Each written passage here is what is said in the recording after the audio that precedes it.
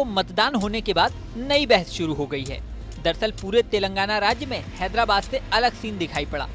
पूरे तेलंगाना में करीब 64.93% मतदान हुआ, जबकि हैदराबाद लोकसभा सीट पर सिर्फ 41.4% मतदान हुआ है। पूरे तेलंगाना में साल 2019 में 62% के लगभग मतदान हुआ था, लेकिन हैदराबाद में 44%।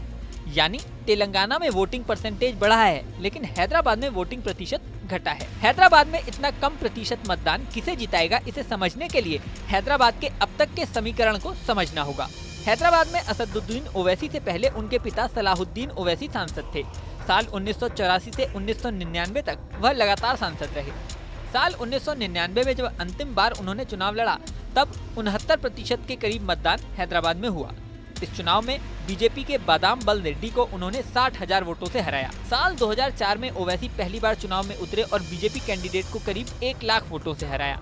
इस बार वोटिंग परसेंटेज घटकर 55% ही रह गया। साल 2009 में ओवैसी एक बार फिर 1 लाख से ज्यादा वोटों से जीते, लेकिन वोटिंग परसेंटेज इस बार फिर गिरा और 52% पर अटक गया। साल 2014 में ओवैसी ने बीजेपी के भगवंत राव पर जबरदस्त 2 लाख से ज्यादा वोटों से जीत दर्ज की, लेकिन वोटिंग परसेंटेज इस बार 53% ही रह गया। साल 2019 में आंकड़ा और भी ज्यादा दिलचस्प हो गया। इस बार बीजेपी के भगवंत राव फिर से मैदान में उतरे। इस बार भी ओवैसी ने जीत दर्ज की, लेकिन जीत का आंकड़ा इस बार था 2,82,000 वोटों का और वोटिंग परसेंटेज था सिर्फ 44%। अभी तक का ये ट्रेंड बता रहा है कि जैसे जैसे वोटिंग परसेंटेज गिरता जा रहा है, ओवैसी की जीत उतनी ही बड़ी होती जा रही है। लेकिन सिर्फ वोटिंग प्रतिशत देखकर जीत का अनुमान लगाना आसान नहीं है। साल 2014 और 2019 में असदुद्दीन ओवैसी का मुकाबला बीजेपी के भगवंत राव से था, जो बीजेपी के ही कार्यकर्ता थे और उनके फेस पर हिंदू मुस्लिम ध्रुवीकरण आसान था। लेकिन माधवी लता के साथ खास बात यह है कि वो बीजेपी की कार्यकर्ता नहीं रही, बल्कि पहली बार बीजेपी में शामिल हुई हैं और बीजेपी के टिकट पर चुनाव लड़ रही हैं। माधवी लता बेसिकली हैदराबाद की सोशल वर्कर हैं। वो महिला चेहरा हैं और मुस्लिम महिलाओं के लिए आवाज उठाती रहती हैं। 3 तलाक के खिलाफ कैंपेन चला चुकी हैं।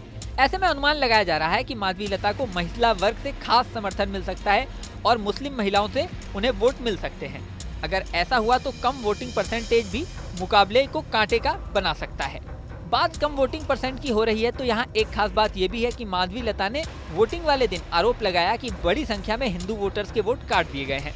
सुनिए उन्होंने क्या कहा। क्या हैदराबाद के हिंदू मुसलमान सारे इतने अन्याय के शिकस्त हो गया? क्या ये है वो? तो ये तो गुंडों का राज हो गया, सही रजाकारों का राज्य है ये। कल आप यकीन नहीं करते हैं, सर वैसे तो हिंदुओं का तो डिलीट करे, बेचारे लोगों को जिंदा रख के भी मार डाले, ये लोग निकाल भी दिए। ताजुब की बात तो ये है, जो बहुत सारे पढ़े लिखे मुसलमान भाई और बहन जिनको एक नया सोच विचार से आगे जाना है, आप ताजुब हो जाएंगे, चंद उनके लोगों का भी डिलीट करके रखे वो लोग, ताकि वो लोग बोगस इन पे यूटिलाइज करने के लिए। यहाँ आपको ये भी बता दें कि इस बार ओवैसी के सामने बीजेपी की माधवी लता के अलावा कांग्रेस के मोहम्मद वलीउल्लाह समीर और बीआरएस के गंडम श्रीनिवास यादव भी ताल ठोक रहे हैं। वलीउल्लाह समीर ओवैसी के मुस्लिम वोटों में सेंध भी लगा सकते हैं।